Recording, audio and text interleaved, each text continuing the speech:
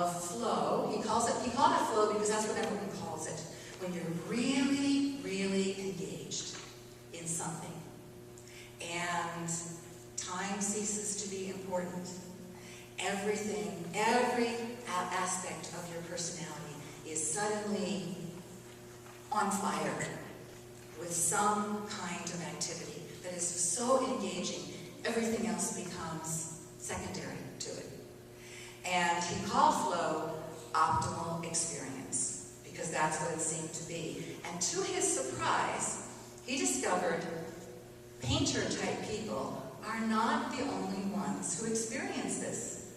So what he did is he began, who else experiences this? And he discovered every human being experiences this total immersion that becomes the flow experience.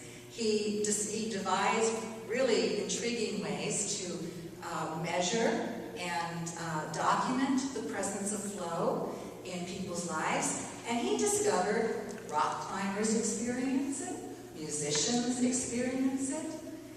He discovered that people of all ages experience it. And even people doing housework experience it. It's really not about what the task is.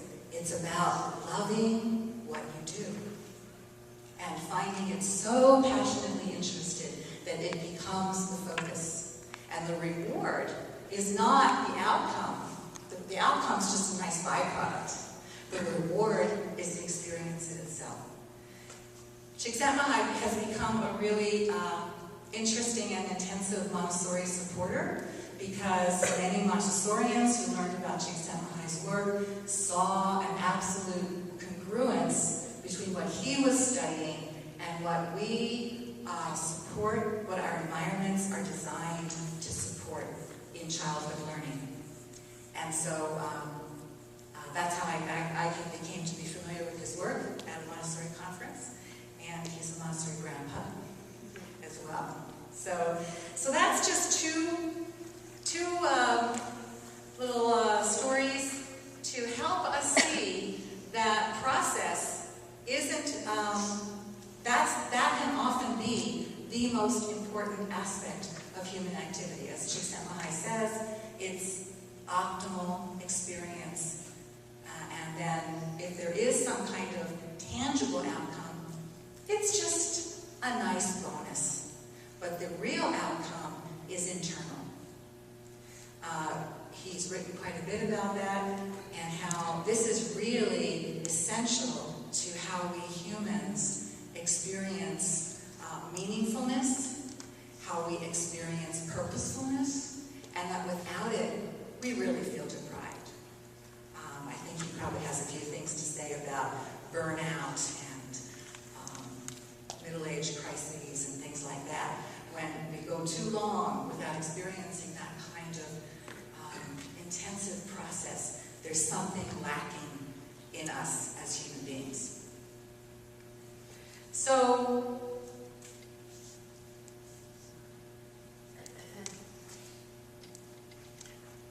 with that in mind, thinking about things like education, thinking about the growth of children, we can see that that's actually more of what's going on in childhood, this kind of process, than some kind of measurable, tangible results.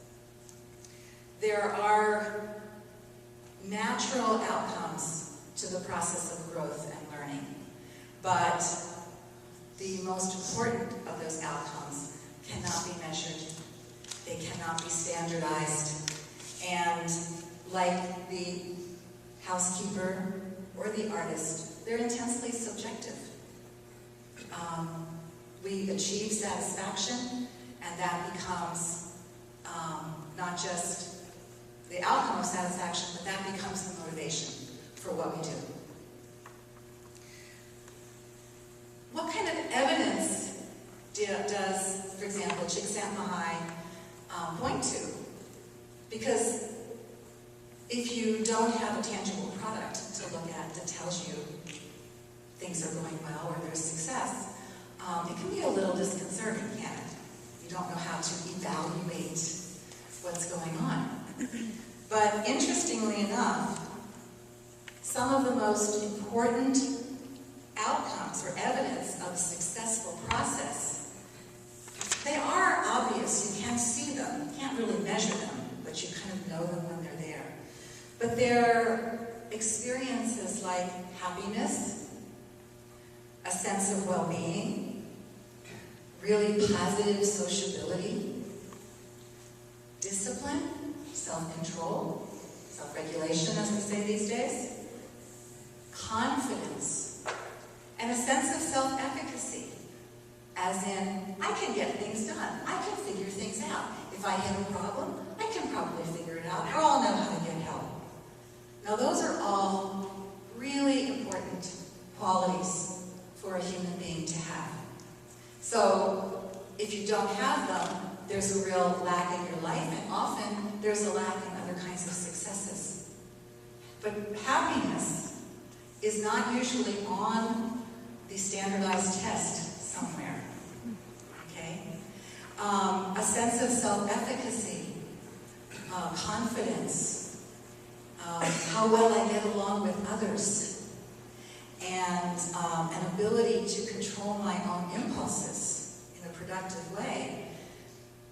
We don't seem to have very much in terms of educational outcomes that really will indicate whether that's going on or not. But I would suggest that even without the guarantee of a standardized test, they are observable. We can look at another human being and how they go about their life, their daily work, and we can get a pretty good sense. To what degree is this person happy? Have a sense of well-being, levels of confidence, levels of discipline. Are they nice to be around? Does it feel good to be with that person? Do they have really strong social skills? Those are the hallmarks of a successful process. Whether it's in terms of growth and development, whether it's in terms of developing particular skills, particular levels of expertise. So I would propose looking at young children.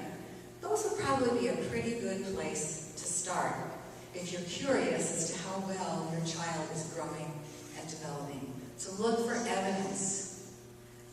Don't worry that if no one is giving you a measuring, a yardstick for happiness. What is happiness? I really think we all know what happiness would feel like or look like, or what a sense of well-being, or a caring for others, kindness, and what discipline, self-discipline looks like when it's the individual who is controlling. Those would be really wonderful gauges to use in trying to just assess how well is my child doing. It's certainly the kinds of assessments that we use in Montessori classrooms. We look for those because those would be indicators beyond any particular level of knowledge or experience that a particular child is at.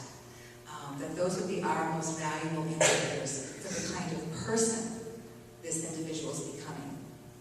And interestingly enough, research, as if we needed it, but research is helping to reassure us happy people usually do well at the things they choose to do. Confident individuals, individuals with a sense of self-efficacy, they usually do pretty well, even when things get rough, when there's a little bit of difficulty.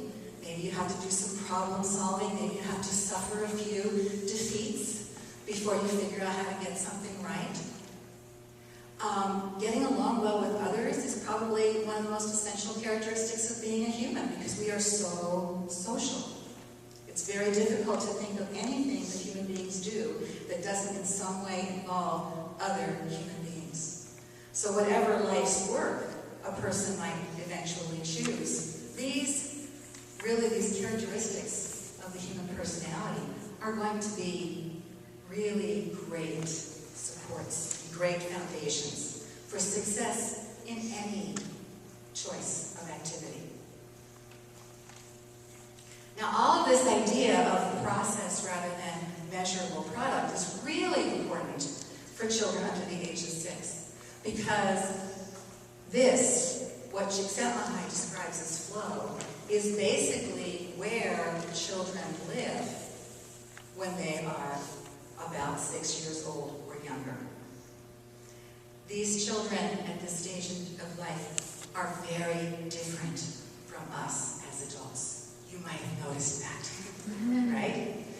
There's nothing wrong with your child if you find it's difficult to get them on the same wavelength as you are. When you try to give them really good reasons for why they should do certain things, I'm going to tell you, relax. Again, there's nothing wrong with your child if reasons don't work. Your child doesn't have a reasoning mind yet. So, as Maria Montessori was saying, don't try to reason with a mind that doesn't have reasoning. It's not that I'm also not belittling children. It's very important that they not have a reasoning mind yet. They have too much to do.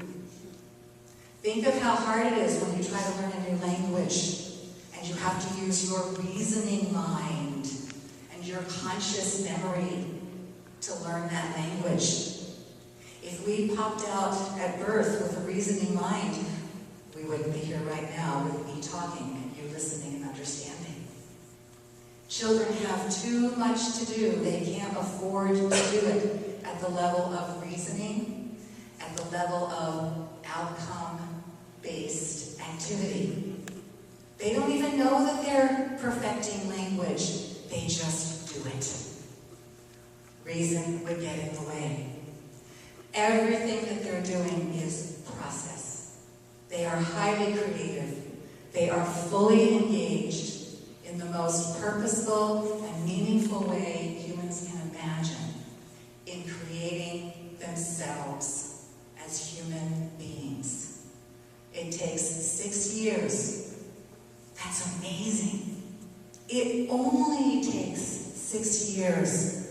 Think of your child when he or she first joined your family.